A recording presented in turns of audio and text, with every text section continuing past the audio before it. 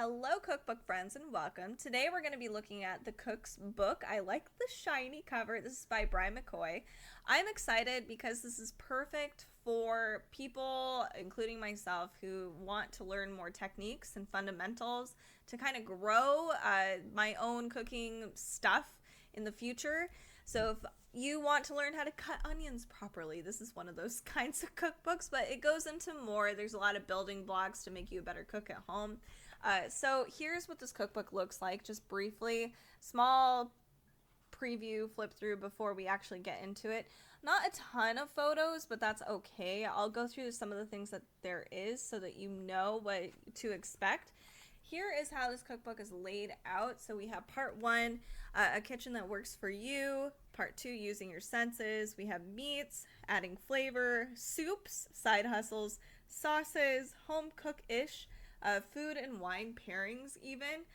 I'm excited because I have to be honest, I cook a lot, but for some reason I cannot get my broth right. Like broths and soups, not soups, but like the fundamental of soup, I can't get right. I have to use like a chicken stock and I can't do it myself for some reason. So I'm excited to learn how to do it myself. All right. So the kitchen that works for you.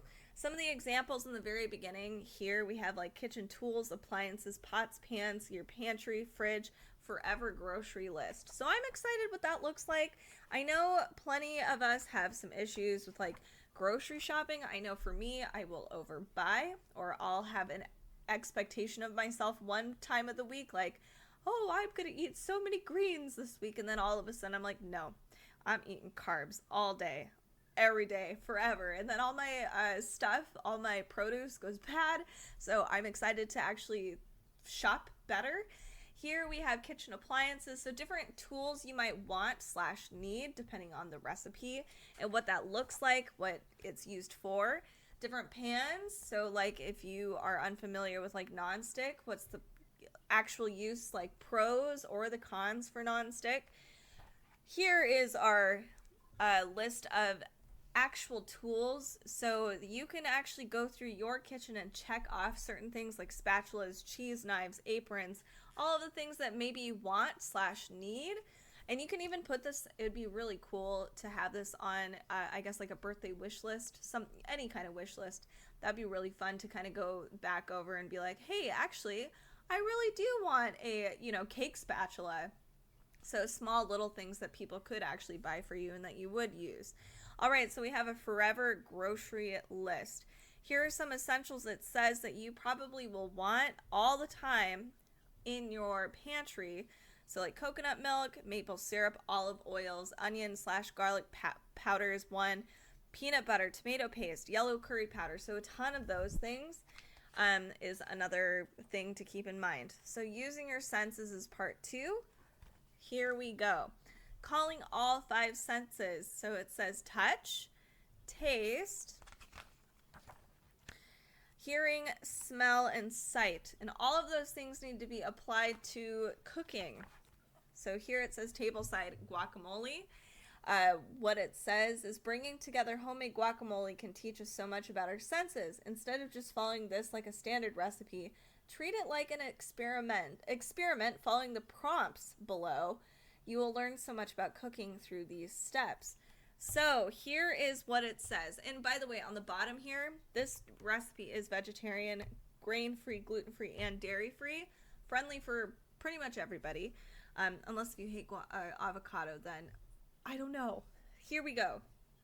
So it says this list of ingredients is just a guide. If you want your serrano pepper mild, you might want to keep some of the seeds so it'll add heat, but don't add all of the serrano pepper. If your tomatoes are a little bland, you might need to add more salt. And a lot of people start with avocados when they're making guacamole, but they start with the garlic. So the smell of garlic when dipping into fresh guacamole can activate your sense of taste. So read through all of these things, like for every single recipe. These are really loose, and I like that they're structuring it this way because a lot of cooks, me included, I sometimes just wing it a lot of the time, and I do use the five senses. This is a really great tip, and the more you practice, the better you get, and there's things that you're going to have preferences on that maybe the cookbook isn't to your preferences. So eventually you'll use the cookbook, any cookbook, as just a loose guide. I tend to think that a lot of cookbooks are pretty bland with spices, so I add a lot more spices depending on what I see and smell. So I like that this cookbook encourages us to not think of every single ingredient as these exact measurements, but to be a little loose with it, and here's how to do it. Most cookbooks don't tell you how to do it. They're like, here, just throw some things in there. So I like that. Anyway, let's move on to some other dishes here. You'll see there's not really any measurements. It's like, here's you can have 2 avocados, a dash of hot sauce, a few pinches of this. So it's not an exact measurement. So no US, no metric here. Okay, so here's some more for the senses. This is a salsa. So here's different options for your salsa ingredient wise, but still pretty loose. Now, part 3, we talk about techniques. So you do want to read through this cookbook just generally to prep you for the rest, for more advanced stuff. So we have pickling, creamy chicken piccata, sweet potato shepherd's pie. We'll see what this all has to do with each other. So here's our pickled red onion. You can see here in the very beginning, you get to learn about the different cutting methods. So a chiffonade, mincing, dicing, what that actually looks like. That's a really good tip. And then here's the application for making your own red onions. Cook without food sticking to your pan. Important stuff here. So properly heating a stainless steel pan. Honestly, I need this tip. I have nonstick pans in my own home, but I do have a few stainless steel, so I always am like so concerned with, you know, everything sticking to the pan. So I'm excited to actually learn how to cook it properly using either gas or electric, because both are going to have different heating applications. All right, so we have a sweet potato shepherd's pie. This chicken piccata, that was the previous episode, was used in a cast iron. So you're kind of being introduced to different cooking tools, but using a recipe and how heat transfers through each tool. This is very cool if you're wanting to learn more behind cooking. Here we have facts about chicken. So this is our meat section. So chicken, beef, etc. We have the proper cooking temperatures. Always make sure it's the proper cooking temp. Do not try to eat undercooked things. Here's the different parts of each thing. So I personally sometimes I'll just grab, hey, it's cow. I'm going to grab a thing. So it talks about what chuck is, short ribs versus ribs. We have, especially like pig. I don't cook a lot of pork personally. So when I do, I'm always second guessing myself. So what's a picnic shoulder? Belly. We have ham or the leg. Different methods for cooking each of those parts too. So cooking methods here. Let me find some more photos. But no, I'm going to move forward. So you kind of get a gist of like they're guiding you through all of the building blocks here. Then here we get to add flavor. So we're going to have more photos and actual dishes in this chapter, and it'll just continue to grow and grow and grow. So here we have a mashed potatoes in an Instant Pot with short rib recipe all right here. Spring is here pasta. So we have, this is where we start seeing actual measurements. So we have cups, no metric. There's certain serving sizes, but again, this still should be thought of as more of an interpretation. So using all of those senses and fundamentals you were reading previously. All right, moving on, sorry. Thai basil stir fry. Here's a cute little picture there with a lot of beautiful ingredients, different toppings you can have. Tamale casserole, a great family dish, super easy to make. Tacos in a blanket with Tex-Mex queso. That's going to be the next page. That's what this looks like right here. Super tiny photos. The science of a sauce. Well, if you love sauces, here's a great way of learning how to mix and match, different ingredients to make the perfect sauce with the ingredients you might have. But here's some examples. An avocado crema is an example. Cilantro lime yogurt sauce. a garlic sauce, sticky and sweet barbecue sauce. We even have vinaigrettes that you can make, and the salad, of course. Moving on a little more, let's find soups. So this is the chapter I need to focus on because I'm really bad with stocks / broths.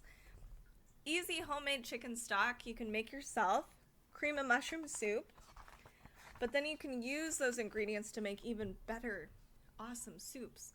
Loaded baked potato soup is an example. A chili, yum. And then home cooked-ish. We have a wonton soup here. That isn't wonton soup. That's a summer chicken cutlet. This, oh no, they don't have a picture of the wonton soup. Very extra avocado toast. I'm not sure how I feel about some of the layout of this book because the photos tend to be on the other side. I wish they were able to lay it out where it was like, here's the wonton soup and then here's the rest of it with the photos, but I totally get that that might not happen all the time. Differences between different kinds of cooked eggs.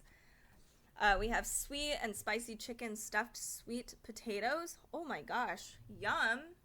That's a really cool meal, actually. Super easy. And then, of course, we have some pairings. So a guide to how to pair wine with food. So different foods with different wines. We have tannic, acidic, sweet, barrel-aged. And then we have, for our food, fatty, salty, spicy, with examples of what that might be. So a salty would be like popcorn, French fries, which might go really well with an acidic wine, so dry sparkling wine. So that's a really cool tip if that's something that you like to do. You can hang out with your friends or your loved ones and do a fun pairing that you made yourself. That would be really cool. So you get to learn about different bubblies if you are into wine, tasting bubbles, so we have different temps, sweetnesses, dry, different alcohol levels. Here is an example of a cozy platter that you can make. And this is perfect for winter holidays or even for like Christmas or Thanksgiving. That'd be really great. We have even more pairings here, different plates and dishes you can make with those pairings. Greek platter with lemon garlic sauce. Yum. And you can make it gluten-free too. Self-care creamy risotto. Oh my gosh. We have a white wine guide, a red wine guide, Bordeaux versus not. So lots of cool stuff in this book. As you can see, it's not a very photo-forward book, but I wanted to share this with you because there's a lot of great fundamentals in here, which I definitely went over and I'm totally geeking out over. So thank you for listening to all of that. I appreciate it. I hope this helps you. If you are a novice cook, if you're just starting, or if you're curious about food and just the science behind it, this would be a really great cookbook to have or check out. So check it out. And if you are looking for some other cookbooks similar to this, we do have quite a few, like the Food Lab, I believe is one of them. So definitely check those out too. And you can find that on our playlists, and you can find us on our socials at Cookbook Divas. That is listed down below, so join us. And if you are interested in a cookbook, make sure to comment, subscribe, follow. Let us know what cookbooks you're looking for next time. Thanks so much.